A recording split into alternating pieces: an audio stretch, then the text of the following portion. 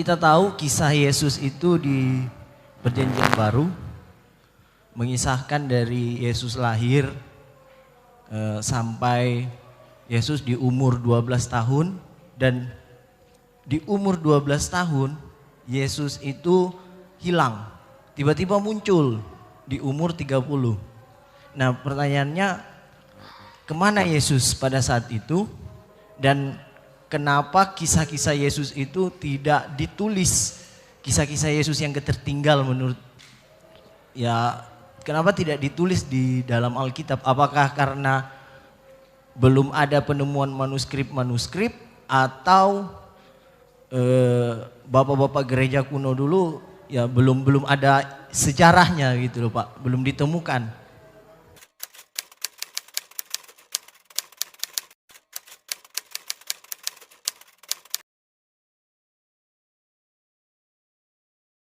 Terima kasih. Saudara bisa mendengar khotbah saya ya, di YouTube ada. Judulnya The Lost Years of Jesus, tahun-tahun Yesus yang hilang. Oh my God! Ini memang mempersoalkan apa yang saudara tanya. Karena Yesus memulai pekerjaannya, dia berumur kira-kira 30 tahun.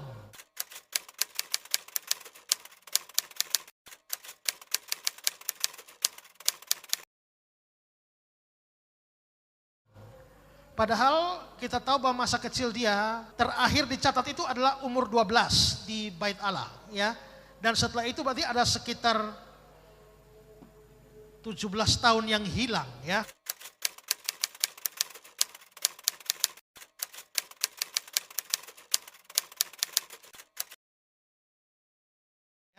Ini ada berbagai macam pandangan seputar The Lost Years of Jesus.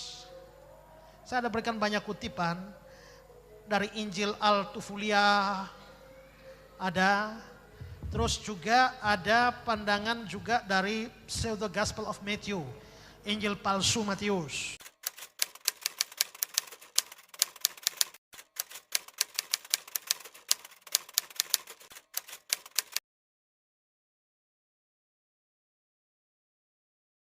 Omongan dari gerombolan sebelah bahwa Alkitab Kristen itu sudah dipalsukan.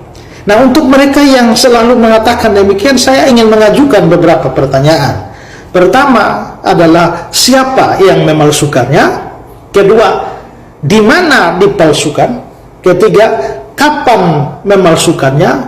Keempat, apakah ada saksi-saksi yang menyaksikan pemalsuan itu? Kalau ada, siapa-siapa? Lalu yang kelima, apa bukti-bukti dari pemalsuan itu? Dan yang keenam adalah di mana yang asli? Karena kalau yang ada sekarang ini dianggap palsu, berarti harus bisa menunjukkan dong yang asli. Kalau kamu tidak bisa menunjukkan yang asli, mana tahu dari mana ini palsu? Jadi silakan jawab pertanyaan itu. Semuanya, jangan hanya jawab satu. Kalau tidak, maka berhenti. 6 pertanyaan dari Pak Pendeta Esra Soru, saya akan jawab 1 kali jawaban untuk semua pertanyaan Pak Pendeta. Jadi begini Pak Pendeta, yang mempercayai bahwa Injil itu bisa dipalsukan justru umat Kristen sendiri Pak Pendeta, dengan mempercayai bahwa ada Injil palsu seperti Injil Barnabas, Injil Filipus, dan juga Injil Maryam dan Injil Thomas. Nah, dengan begitu secara tidak langsung kalian telah mengkonfirmasi bahwa ternyata Injil memang bisa dipalsukan. Tapi kalau Al-Quran, belum ada sampai sekarang Al-Quran yang palsu Pak Pendeta. Oh iya, mencari Injil yang asli itu bukan tugas kami, karena bagi kami sudah cukuplah Al-Quran sebagai penyempurna kitab-kitab sebelumnya. Kami sudah mempercayai bahwa memang ada Nabi terakhir, yaitu Muhammad SAW, yang memberikan kabar dengan Al-Quran, kitab suci terakhir, sebagai penyempurna kitab sebelumnya. Saya ada berikan banyak kutipan dari Injil Al-Tufulia ada, terus juga ada pandangan juga dari Pseudo Gospel of Matthew, Injil palsu Matius. Online itu namanya gila dan bego, saudara-saudara. Jangan ketawa Pak, sadar.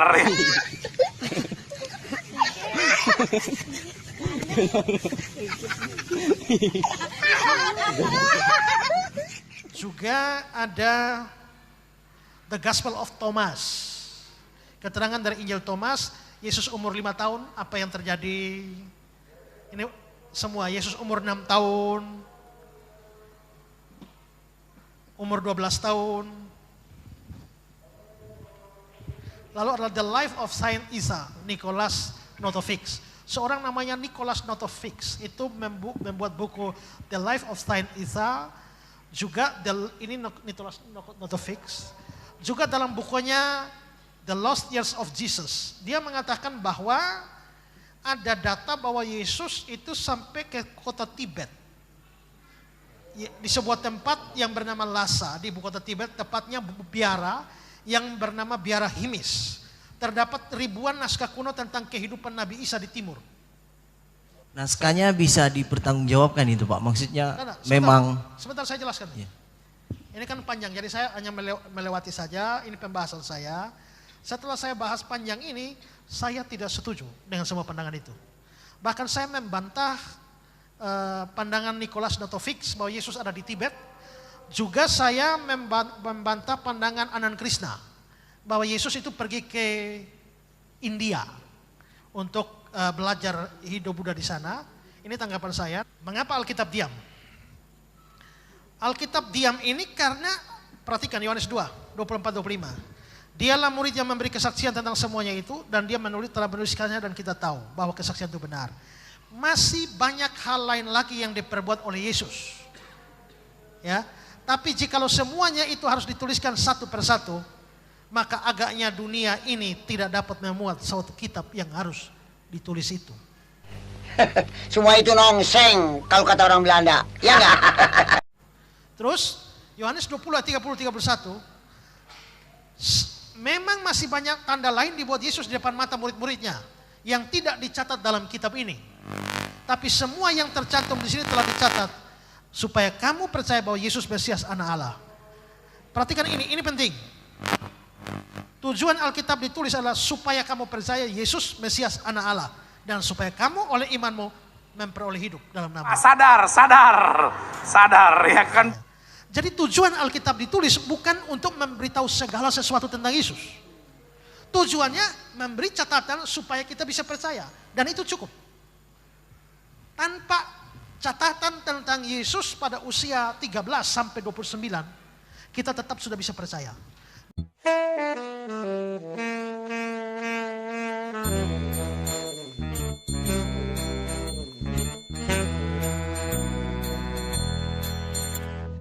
Jadi dengan kata lain adalah bahwa mengapa itu tidak dicatat? Itu jelas karena dianggap tidak penting untuk dicatat. Ya. Nah, tapi muncul pertanyaan, Yesus itu memang pergi kemana pada usia itu?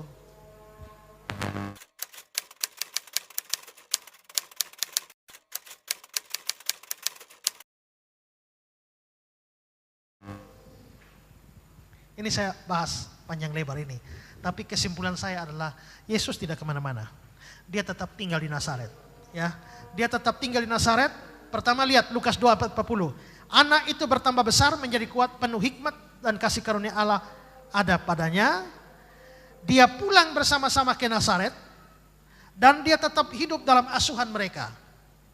Dan Yesus makin bertambah besar. Jadi dari sini secara implisit Yesus besar di Nazaret. Karena itu dia dikenal sebagai Yesus dari Nazaret. Yesus orang Nazaret itu. Yesus orang Nazaret. Yesus orang Nazaret. So sweet.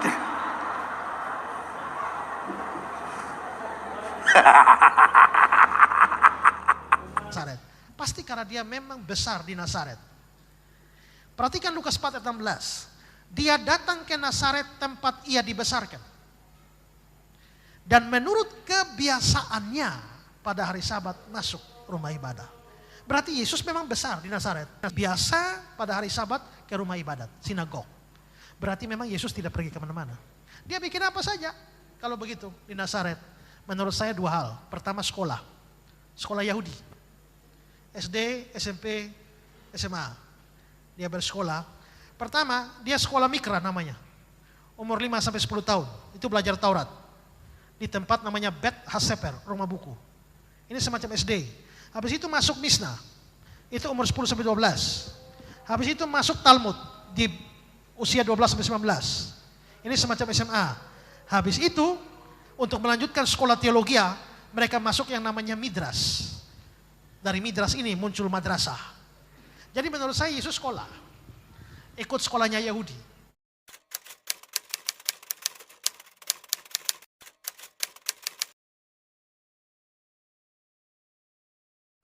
Kedua, dia sambil membantu mamanya karena kelihatannya bapaknya mati muda.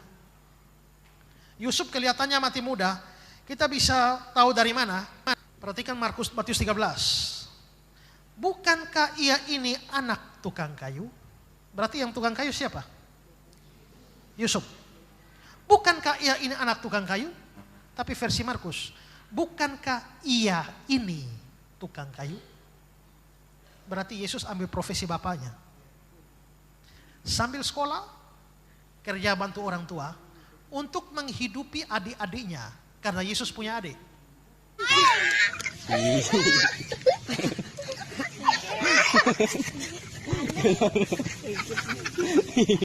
Adiknya Yesus siapa?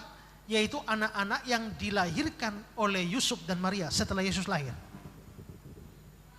Ada Yudas, ada Yakobus, ada Yoses.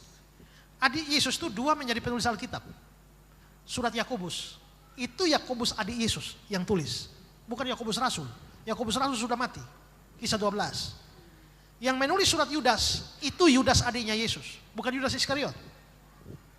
Jadi dua adik Yesus itu jadi penulis Alkitab. Nah, mereka lahir setelah Yesus lahir. Yusuf mati muda, maka Yesus mengambil alih pekerjaan pemeliharaan orang tua, ibunya, dan saudara-saudaranya. Jadi menurut saya, Yesus tidak pergi kemana-mana. Dibesarkan di Nazaret sambil sekolah dan kerja. Itu menjadi teladan bagi anak muda sekarang. Supaya rajin sekolah, tapi harus bantu orang tua. Jangan hanya enak-enak saja, ya. Ya, kasih.